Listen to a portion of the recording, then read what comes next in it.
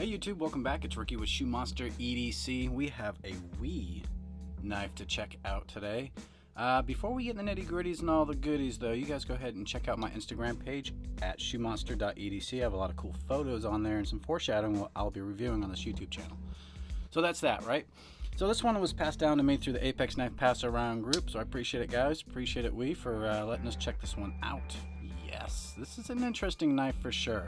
Something I'm not really used to. I mean, it is a front flipper, as you can see. Very slim carry. But yeah, let's get into the specs, right? So we're looking at an overall length at 6.58 inches. Blade length, we're looking at 2.86 inches. The closed length is going to be 3.78 inches. The blade thickness is 0.13 inches. The handle thickness is 0.55 inches.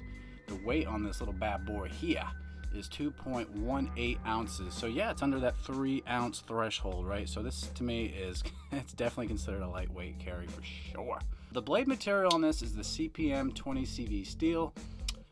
Blade grind, we have hollow, and see if we can kind of see. That's a very slight hollow, but yeah, we can see it there, can't we?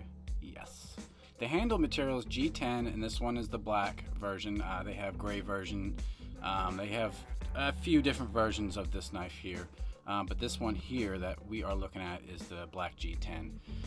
This is a tip-up carry, and it is considered a right-hand carry. Looks like we have a titanium pocket clip here, caged ceramic ball bearings, and that's why it is so smooth when deploying the knife. And a liner lock to close this back up, right? If you look on the blade, we do notice this guy right here. That is the designer's logo. It's Justin, see if I can pronounce this one, Lundquist. Yep, so this is an everyday carry knife. It is made in China. The MSRP on this guy here is $230. Found it online for $195, $196. Let's do some size comparisons right quick.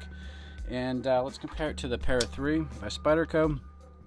And yeah, it's pretty close to the length of the Para 3, just a little bit smaller. You can see the Para 3's blade is a larger, and the handle is larger on the Para 3. So overall, and it's not as, this is a lot slimmer. Speaking of slim carries, let's check out the Benchmade 940. This is my newer 940 I just got in the other day. Pretty badass. But anywho, let's compare the two. And yeah, the 940 is definitely longer, the blade and the handle. But you know, as far as it being slim, it's pretty damn close. It looks like the handle on this might be just a little bit on the thicker side. So there you go. Let's compare it to an everyday carry Sharpie, because everybody knows the size of a Sharpie, right? So yeah, it's definitely, when it's opened up, longer than the Sharpie, and when you close it up, yeah, it's just a baby knife. Very slim carry. So what do I think about this one, guys? Well, honestly, probably something I wouldn't carry personally. Doesn't mean I don't like the knife whatsoever. It's just, you know, it's just not my style, but I'm sure there's plenty of people out there that would love to carry this. This is an interesting knife. It's just different, right? And there's nothing wrong with different. I do love the action on this guy. Very, very smooth. And I like front flippers, I really do. This is just a unique one. I mean, you can see that's all you got, just this little guy up on the top there to flip this open or to deploy the blade. So there you go. You can either use your pointer finger, your thumb, or if you're real fancy, you can use your other fingers. I don't know, but I usually use my thumb when I carry this one here. So yeah, does it drop shut? It does. This is a brand new knife, so just keep that in mind. It needs to be broken in a bit, but it does with a couple wiggles out of the box. And the blade, it is centered, of course. We usually does a pretty good job of quality control, right? Yeah, usually do. Notice that little slight opening there, huh? Isn't that crazy? So it's not an open frame knife. I kind of like my open frame knives just because it's a little easier to clean if I don't want to take them completely apart. So there's not a whole lot to take apart on this knife. You have your pivot screw here, and you have a couple little, well, they're not really screws, are they? Let's take a peek at this pocket clip.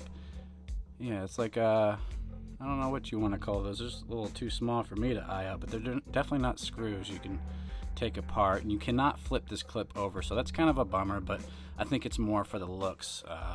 You know, no lefty love here, guys. I do really like how simple the knife looks. That's one thing I first noticed out of the box. You know, you just have your WE logo here, you got your designer's logo right here.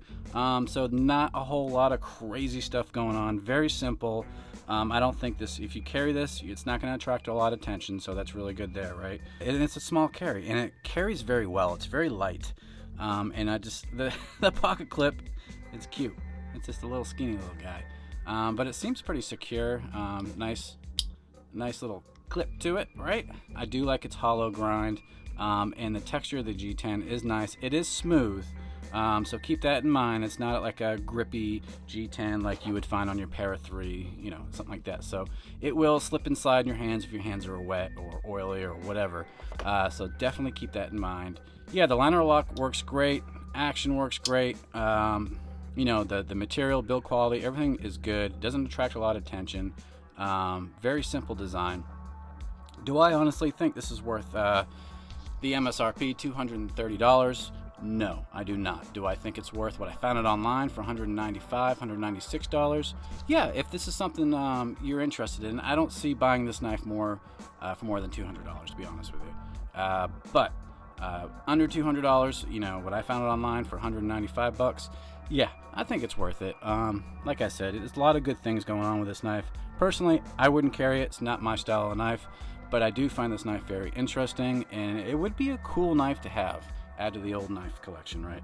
So there you go. That's my thoughts on this. What do you guys think? You guys go ahead and subscribe if you're not subscribed already. Smash the like button. And for you guys that are subscribed, thank you guys so much. You guys are awesome. All right, well, that's it. We'll see you guys next time.